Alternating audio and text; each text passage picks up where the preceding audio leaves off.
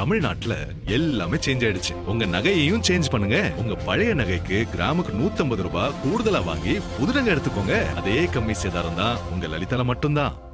சமத்துவ தலைவர் அண்ணன் ஆம்சாங் அவர்கள் கடந்த 2024 ஜூலை 7ஆம் தேதி அவர் வீட்டு வாசலிலே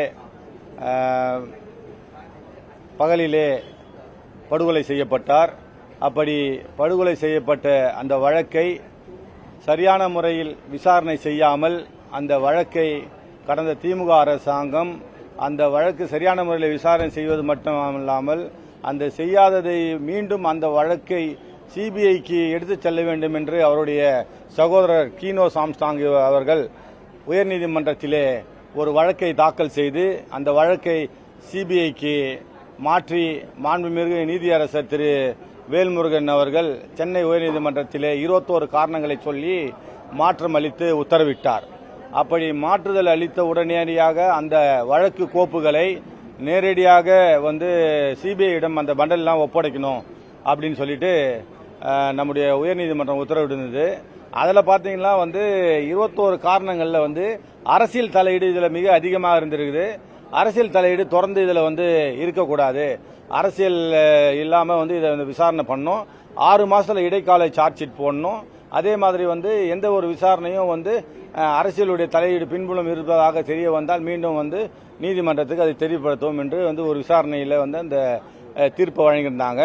இந்த தீர்ப்பை செயல்படுத்த முடியாத முன்னாள் திமுக அரசாங்கம் உச்சநீதிமன்றத்துக்கு இந்த தீர்ப்பை எதிர்த்து மேல்முறையீடு சென்றார்கள். மேல்முறையீடு சென்ற பொழுதும் உச்சநீதிமன்றம் மீண்டும் இதை உயர்நீதிமன்ற உத்தரவு பிரகாரம் சிபிஐ தான் விசாரிக்க வேண்டும் என்று திருப்பி அனுப்பியது. அப்படி திருப்பி அனுப்பியும் 48 நாட்கள் அவர்கள் அந்த பண்டல்களை சிபிஐ ஒப்படைக்காமல் தொடர்ந்து முன்னாள் திமுக அரசு தன்னுடைய கைவசமே வைத்துக் கொண்டு இந்த வழக்கை சரியான முறையில் விசாரணைக்கு எடுத்து செல்லவில்லை. மீண்டும் 3 முறை ஒரு புது மனுக்களை தாக்கல் செய்து 2 முறை தோல்வியடைந்து 3வது முறை ஒரு இடைக்கால தடையை பெற்று கடந்த 2026 தேர்தல் வரும் வரை திமுக அரசாங்கத்திற்கு இந்த வழக்கு சம்பந்தமாக எந்தவித பாதிப்பும் வந்துவிடக்கூடாது என்பதற்காக தொடர்ந்து உச்சநீதிமன்றத்தில் இந்த வழக்கை தள்ளி போட்டு வந்தது. கடந்த ஹியரிங் வரும்பொழுது கடைசியாக நீதிபதி அவர்கள் புதிதாக அரசாங்கம் மாறி இருக்கின்றது, கடந்த அரசுதான் இதை சிபிஐ வேண்டாம் என்று அப்பீல் வந்தது, புதிய அரசாங்கம் அது என்ன முடிவு எடுக்கின்றது என்பதை அனைத்து தரப்பு வழக்கறிஞர்களும் கேட்டு வாருங்கள் என்று எங்களிடம் சொன்னது. உச்சநீதிமன்றம் சொன்னதின் அடிப்படையில் நாங்கள் முறைப்படி நம்முடைய தமிழக தாவேக அரசாங்கத்தின் முதல்வர் அவர்களுக்கு எங்களுடைய கட்சியின் சார்பாகவும் குடும்பத்தினர் சார்பாகவும் பொதுமக்கள் சார்பாகவும் இந்த கோரிக்கையை எழுப்பினோம். ஒரு கவன ஈர்ப்பு ஆர்ப்பாட்டத்தையும் ராஜரத்னம் ஸ்டேடியம் அருகே கடந்த 3/7/2026 அன்று நடத்தினோம்.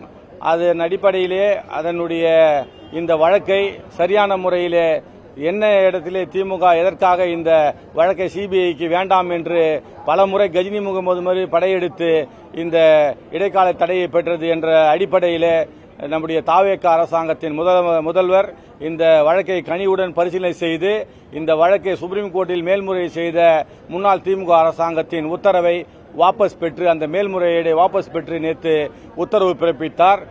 முதல்வருக்கு நன்றி சொல்வதற்கும் சட்ட அமைச்சரை சந்தித்து நேரில் சென்று நன்றி சொல்வதற்கும் நேற்று பிரஸ் மீட்டை அழைத்து முதல்வருக்கு நன்றியை சொல்லிவிட்டோம். இன்று சட்ட அமைச்சர் அவர்களை சந்தித்து எங்களுடைய கட்சியின் சார்பாகவும் குடும்பத்தார் சார்பாகவும் நன்றியை தெரிவித்திருக்கின்றோம். இது சம்பந்தமாக வழக்கு சிபிஐக்கு மாறியதற்கு அண்ணன் ஆம்சாங் மீது பாசம் கொண்டவர்கள் அண்ணன் ஆம்சாங்குடைய வழக்கிற்கு நீதி கேட்ட அனைத்து பொதுமக்களுக்கும் முதலமைச்சர் அவர்கள் ஒரு முடிவை தந்திருக்கின்றார்.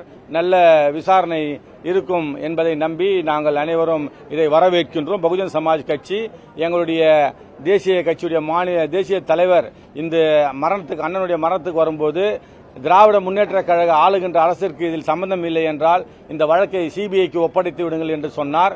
மிகவும் நேர்மையாகவும் நியாயமாகவும் தற்பொழுது ஆளுகின்ற அரசாங்கம் ஏற்கனவே செய்த அரசாங்கத்தின் தவறை சரியான முறையில் புரிந்து கொண்டு இந்த பொதுமக்களுக்கும் இந்த மக்களுடைய பிரதிநிதியாகவும் மக்கள் அரசாக இருக்கும் இந்த தமிழக முதல்வர் மாண்புமிகு விஜய் அவர்கள் இந்த உத்தரவை பிறப்பித்ததற்கு எங்களுடைய சார்பாக நன்றியை தெரிவித்துக் கொள்கின்றோம். ஜெய் பீம்.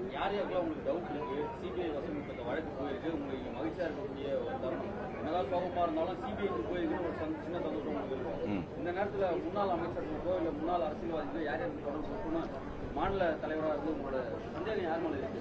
21 காரணங்கள்ல முதல் காரணமாவே இதில் அரசியல் தலையீடு ஈடுபட்டு முக்கியமான அரசியல் சம்பந்தப்பட்ட குற்றவாளிகள் இதில் யாரும் கைது செய்யப்படவில்லை என்று உயர்நீதிமன்றமே சொல்லியிருக்கின்றது. அரசு ஏற்கனவே அரசியல் ஒரு அங்கமாக இருந்த முக்கியமான அமைச்சர்கள், தென் மாவட்டத்தைச் சேர்ந்த ஒரு அமைச்சர், திருவள்ளூர் மாவட்டத்தை ஒரு அமைச்சர், சென்னை மாவட்டத்தை சேர்ந்த ஒரு அமைச்சர் மற்றும் முன்னாள் காங்கிரஸ் பிரதிநிதியாக இருந்த ஒரு முக்கியமான நபர், இவர்கள் 4 பேரையும் விசாரணை வலயத்துக்குள் எடுத்து வரவில்லை என்பதை உயர்நீதிமன்ற தீர்ப்பிலே அரசியல்வாதிகள் என்று சொல்லிவிட்டு காங்கிரஸ் கட்சி நபருடைய பெயரையும் நீதிமன்றத்திலே நீதிபதி அதிலே உச்சரித்து வார்த்தையிலே ஜட்ஜ்மெண்ட்லேயே எழுதியிருக்கின்றார். முன்னாள் காங்கிரஸ் தலைவர் செல்வம் என்ற செல்வ பெருந்தகை. சென்னையில் இருந்த சேகர் பாபு என்ற அமைச்சர், அவருடைய இன்வால்மெண்ட் இல்லாமல் இது நடந்திருக்காது என்று பொதுமக்கள் உள்பட எங்கள் கட்சிக்காரர்கள் உள்பட குடும்பத்தார் அனைவரும் அவர் மீது மிகுந்த அவருடைய ஈடுபாடு இருந்திருக்கின்றது என்று நாங்கள் சொல்லியிருக்கின்றோம் விசாரணையிலே. அதே போன்று கொலையாளிகள் ஆவடி சென்று அந்த கொலையாளிகள் கொலை நடப்பதற்கு 2 நாட்களுக்கு முன்பு அந்த அமைச்சருடன் சேர்ந்து புகைப்படங்கள் எல்லாம் எடுத்துக்கொண்டு மறுநாள் இந்த கொலையில் ஈடுபடுகின்றார்கள் என்றபோது அந்த அமைச்சரோடு நெருக்கமான தொடர்புகள் இருந்திருப்பதை தெளிவாக்கின்றது. உங்களுக்கு தெளிவா தெரியுது. நான் புதுசாக எதுவும் சொல்ல வேண்டிய அவசியம் இல்லை. நீங்க சொல்றது கரெக்ட். ஜெய்பீம் சார். தமிழ்நாட்டுல எல்லாமே சேஞ்ச் ஆயிடுச்சு. உங்க நகையையும் சேஞ்ச் பண்ணுங்க. உங்க பழைய நகைக்கு கிராமுக்கு 150 ரூபாய் கூடுதலா வாங்கி புது நகை எடுத்துக்கோங்க. அதே கம்மி சேதாரம் தான் உங்க லலிதால மட்டும்தான்.